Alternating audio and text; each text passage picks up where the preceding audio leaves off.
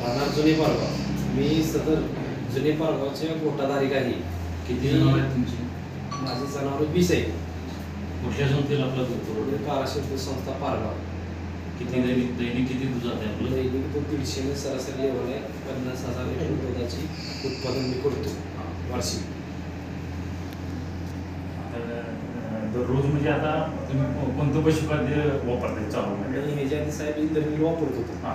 मग इंद्रनीलचा काय झालंय आम्हाला वाहनात संघाचं सर आले. सर म्हणजे आम्हाला की डायमंड तुम्ही वापरून बघा की आम्ही कंटेनर ते बरेचसे वापरले. तर बरं म्हणले सर. मग आम्ही वारणाश्री पहिल्यांदा घेतली. मग वारणाश्री हळूहळू थोडे दिवस चालू केली. वारणाश्री रिझल्ट जरा बऱ्यापैकी दिसायला. मग आम्ही काय केलं एकदम काही वापरलं नाही. मग डायमंड आम्ही गोळी वापरली. मग डायमंड गोळी वापरल्यामुळे आम्हाला सर त्याचा एक पहिल्या नोटला काय रिझल्ट आला नाही. दुसऱ्या नोटला आम्हाला रिझल्ट आम्हाला यायला लागला. मग त्याचा रिझल्ट येत येत येत आम्हाला गायीचा मेंटेनन्स कमी यायला लागला. किंवा दुधात एक 2 लिटर 1.5 लिटर 2 लिटरनं वाढ झाली. प्रत्येक लिटरची वाढ झाली. आणि तिने सांगितल्याप्रमाणे आम्ही तसं पशुखाद्य घालायला चालू केलं, वापर केला. आणि त्यांचा गाभाचं प्रमाण, माझाचं प्रमाण किंवा ज्या गाईचा धाप जी भरत होती ती धापाचं प्रमाण कमी आलं. किंवा तुमच्या आजार वगैरे बाकीचं जी आहे फॅट एसने पण 1-2.9 वाढला आमचा. मग आता आमचा हे 3 महिने झाले. 3रा महिना चालू आहे वापर चालू आहे. आणि आम्ही कंटिन्युअस ती वापरणार गोळी. म्हणजे आर्थिक बऱ्यापैकी आहे. आणि यांच्या दृष्टीने तुम्हाला कसं तुलनेत तुम्हाला कसं वाटलं पशुखाद्य आम्हाला बऱ्यापैकी वाटलं. चांगला रिझल्ट आहे किंवा पशुखाद्याचा चांगला रिझल्ट आहे आणि तीच वापरते आता. तर वारणा परिसरात आपण हे नवीन डायमंड आपण पशुखाद्य आणलेलं आहे मार्केटमध्ये.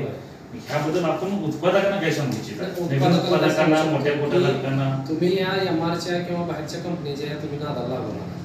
कारण का हे सगळ्या फसवेगिरी आहेत. काय आहे जे डॉक्टरची सल्ल्याने जी दूध संजी करतोय ही डॉक्टरच्या सल्ल्याने सगळं केलेलं असते. मग काय आहे काही लोक काय केलेलं असते कंपनीने की सर असा एक अंदाज आलाय की मोठ्या ज्या कंपनी आहेत का नाही त्यांच्या शिलाई सकट शिवून दुसरी बॅगत भरलेलं आहे असं पण काय आढळत आलेलं आहे.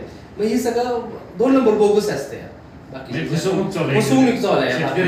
आणि काय करायचं कुठलं तर मग आता बारली सारखी गोळी तयार करायची त्यात घालायची मग दूध वाढलं म्हणायचं. म्हणजे असा एक धंदा चालू झालेला आहे. शेतकऱ्याला मला धंदा परवडला आणि ही फसवेगिरी त्यामुळे ह्यो लॉस मध्ये येतोय.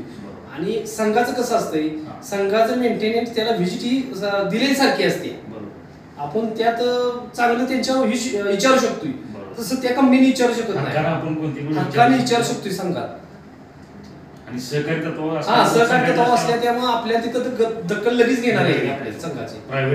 नाही होत नाही ती मध्ये मग आलो मग बघू आपण कुठल्या विजिट करू तुम्ही मग असं सगळं उडवून म्हणजे हे खाजगी कंपनीवाले म्हणतात. मग ते आता बाजारात मग 2-3 कंपन्या 4 कंपन्या मोठ्या येतात.